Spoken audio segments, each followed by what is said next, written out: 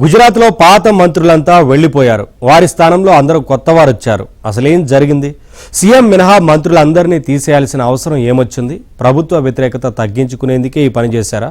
Watch this report.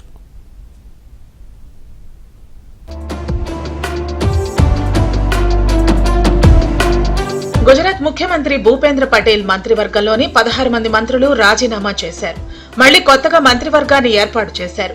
ఎన్నికలకు ఇంకా 2 ఏళ్లు ఉండగానే రాజీనామాలు చేసేశారు. కేబినెట్ మంత్రులు కానుభాయ్ పటేల్, రిషికేష్ పటేల్, రాఘవ్జీ పటేల్, బల్వంత్ సింగ్ రాజ్పుత్, కున్వర్జీ బావలియా, ములుభాయ్ బేరా, కుబేర్ డిండోర్, భానుబెన్ బాబరియా రాజీనామా సమర్పించారు. మొత్తం మంత్రివర్గం రాజీనామాలను సీఎం ఆమోదించారు. బీజేపీలో అసంతృప్తే ఇందుకు కారణం. మంత్రివర్గ పునర్వ్యవస్థీకరణ ద్వారా ప్రభుత్వ వ్యతిరేకతను అధిగమించాలని బీజేపీ భావిస్తోంది. బీజేపీ ప్రభుత్వంపై వ్యతిరేకత వచ్చినప్పుడల్లా సిట్టింగులకు సిట్ నిరాకరించడం, కొత్త మంత్రివర్గాన్ని ఏర్పాటు చేయడం లాంటివి చేస్తోంది. కౌశిక్ కాంతిభాయ్ వెకరియా, હું પ્રવીણ કુમાર ગોરધનભાઈ માળી, હું ડોક્ટર જયરામભાઈ ચેમાભાઈ ગામિત ઈશ્વરના નામે સોગંદ લઉં છું કે ઈશ્વરના નામે સોગંદ લઉં છું કે કાયદાથી સ્થાપિત ભારતના સંવિધાન પ્રત્યે કાયદાથી સ્થાપિત ભારતના સંવિધાન પ્રત્યે હું હું સાચી શ્રદ્ધા અને નિષ્ઠા ધરાવીશ. સાચી શ્રદ્ધા અને નિષ્ઠા ધરાવીશ.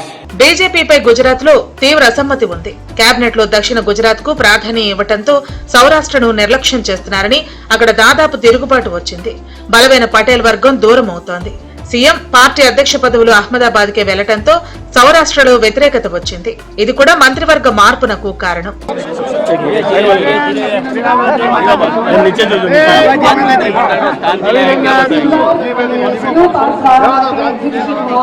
ఏమాత్రం సందు దొరికినా దూరిపోయేందుకు ఆమ్ ఆద్మీ లాంటి పార్టీలు సిద్ధంగా ఉన్నాయి. మంత్రులపై అవినీతి సహా అనేక ఆరోపణలు రావడంతో వారిని అలాగే ఉంచి 2026 ఫిబ్రవరిలో జరగబోయే మున్సిపల్, జిల్లా పరిషత్ ఎన్నికలకు వెళితే దానిపై ప్రభావం పడే ఛాన్స్ ఉంది. ప్రభుత్వ పనితీరు వల్ల సౌరాష్ట్ర, ఉత్తర గుజరాత్ ప్రాంతాలలో ప్రభుత్వ వ్యతిరేకత పెరిగింది. కొత్త మంత్రివర్గ ఏర్పాటుతో ప్రస్తుత మంత్రులపై ఎమ్మెల్యేలు, కార్యకర్తల్లో ఉన్న ఆగ్రహం చల్లారవచ్చని బీజేపీ భావించింది. గతంలో భుజ్ భూకంపం వచ్చినప్పుడు కేశుభాయ్ పటేల్ ప్రభుత్వాన్ని మార్చేసింది బీజేపీ అధిష్టానం. తర్వాత మోదీని సీఎంగా నియమించారు. ఇలా ప్రజాగ్రహాన్ని ఎదుర్కొన్నారు.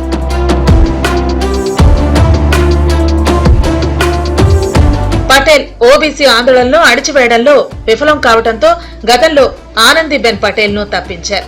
తర్వాత విజయ్ రూపానీని మార్చేశారు. గాంధీనగర్, సూరత్లలో ఆమ్ ఆద్మీ పార్టీ బలంగా ఉంది. దీన్ని కౌంటర్ చేయాలంటే ప్రభుత్వ వ్యతిరేకతను తగ్గించాల్సిందే. కుల సమీకరణాల్లోనూ గుజరాత్ లో బీజేపీ వెనుకబడింది. 2027 చివర్లో గుజరాత్ లో అసెంబ్లీ ఎన్నికలు జరగనున్నాయి. అప్పటికల్లా సెటరేట్ చేయాలనుకుంటున్నారు.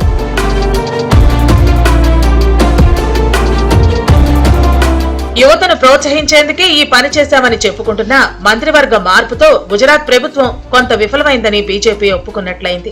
2027 గుజరాత్ అసెంబ్లీ ఎన్నికలు చాలా ప్రతిష్టాత్మకం. ఆ ఎన్నికల్లో బీజేపీ గెలవకపోతే ఇక మోదీ పని అయిపోయినట్లేనని కాంగ్రెస్ ప్రచారం చేసే ఛాన్స్ ఉంది. అందుకే బీజేపీ హైకమాండ్ అలర్ట్ అయి ఈ ప్రక్షాళన చేపట్టింది.